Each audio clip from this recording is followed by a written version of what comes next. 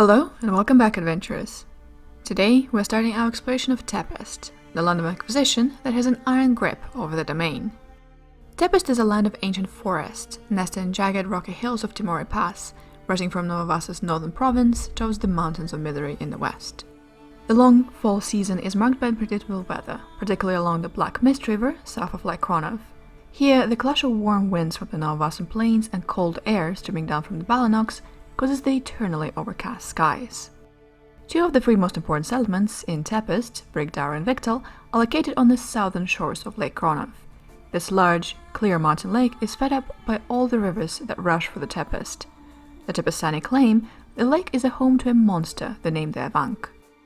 While Tepest looks to most outsiders like one big forest that features minor breakpoints marked by impassable gorges and rivers, the Tepestani see their land as containing many different woods. The forests south of the Dna River have dangerous reputations among the Tepestani, from the headwaters of the Von Dna River to the thinning forest that gives way to the grasslands ruled by Tristan Hargard. The forest is known as the Wormwood. It serves as a home to Vassan outlaws, goblins, and enclaves of Hala's witches. Between the Von Dna and Black Mist rivers is a forest that the Tepestani call the Blackwood. Some say even goblins hesitate to enter, and humans stay close to Victal and the hills along the Black Mist River. This forest is rumored to harbor creatures so twisted and evil that even the Vistani will not enter it. The easiest and safest way to reach the important settlements in the realm is to travel along the East Timori Road, which is patrolled regularly by rangers from Victal and militiamen from Kili. The bridges are high stone structures that date from ancient times, built over gaps where cliffs lean in close to each other. Copious tales speak of creatures layering under the bridges and emerging to exact tolls from the travelers. The settlements of Tepest are not much to look at. They consist of scattered collections of tiny 1- and 2-family homes. The largest and nicest homes are whitewashed wooden structures with thatched roofs, though they are rarely found outside Kili, Victal and Brigdaro. One can usually tell what a family's main source of income is by the presence of pens holding sheep or goats, fishing boats, or racks with recently skinned pelts near the house. The mostly roofless temples are typically the only stone structures in the community. Scattered throughout the countryside, either on the edge of the pastures where Tepestani ride their ship during the day, or deep within the most overgrown parts of the forest, stand austere single- or two-story stone structures. Decayed and overgrown, the structures once served as keeps for the axe lords who ruled Tepest in ancient times, and this type of architecture died with them. The Tepestani studiously avoid these buildings, and the remoter ones have become lairs for the most powerful of the goblin clans or for the Fey.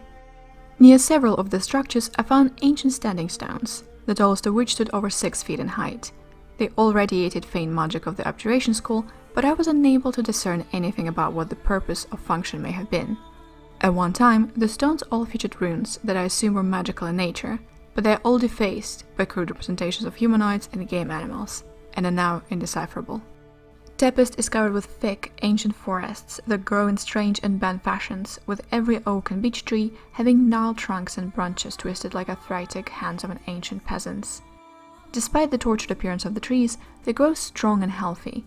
Their crowns are thick and tangled overhead, preventing what sun that breaks through the ever-present cloud cover from ever reaching the forest floor. Every so often, white clearings break the gloom of the forest. In the spring, the clearings are explosions of color.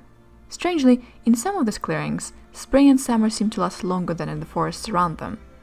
I witnessed one such clearing where flowers bloomed even as the leaves of the surrounding trees were golden and the ground beneath them gleamed with early morning frost. The Tepestani believe these clearings are home to the Fey, and refuse to frequent them until they have been cleansed by the priest of Balanus. 3 noteworthy types of plants grow only in the hills of Tepest: the cloudberries, fairy stools, and witching gourds. Cloudberries grow in low prickly bushes, found in small patches throughout the Tepest. Difficult to cultivate, its only successfully farmed plantings thrive on the steep hillsides along the Black Mist River. Every autumn, small groups of Tepestani visit the scattered patches to harvest a few pails of berries. Originally used in the wine traditionally consumed during the festivals, the berries have become a valuable commodity over the past 20 years, owing to the increasing popularity of fruity cloudberry wine with the nobles of Nova Vassa. The tiny hamlet of Linde, which controls the only concentrated cloudberry farms, is steadily gaining fame for cloudberry wine. It is a dangerous job, however, as the hills along the Black Mist River are legendary for their severe storms and unpredictable wind blasts that each year blow 3 or 4 villagers, off the steep slopes into the icy, fast-flowing rivers far below. Fairy stools are small, red-speckled tan mushrooms that grow quickly in circles lined with spiral patterns with exposed arcane magic. The Tepestani are convinced that the mushrooms only grow where Fey have practiced their corrupt spellcasting. But my experiments indicate that a single fairy stool multiplies and sprouts into dozens within mere hours of exposure to any magic. Amusingly, the Tepestani also believe the mushrooms grow where Fey have danced or traveled, springing from the ground in order to give them places to rest. The Inquisition looks for the presence of fairy stools near homes to determine who in communities may be consorting with the Fae. They also use shallow trays containing fairy stools as a slow, inaccurate detect magic devices, passing them back and forth across a prone subject.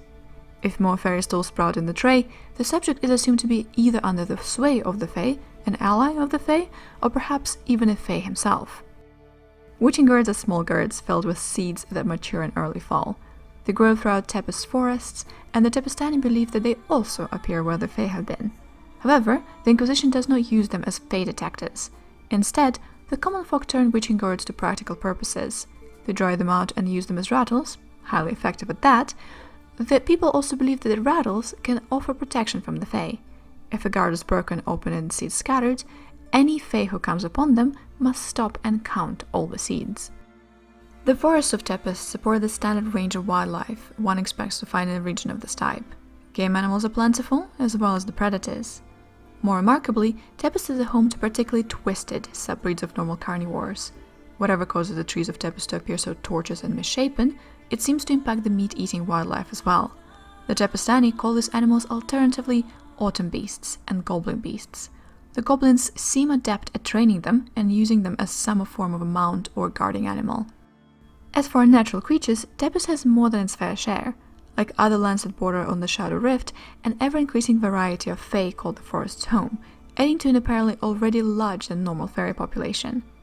I think only within the last decade or so has the influx of creatures from the Shadow Rift raised the threat posed by Fae to anywhere near what the Tepestani imagine it to be. Thank you so much for your time, patient listeners. Who knows what more do the forests of Tepest conceal? If you want to be the first ones to uncover their mysteries, please be careful while crossing the mists.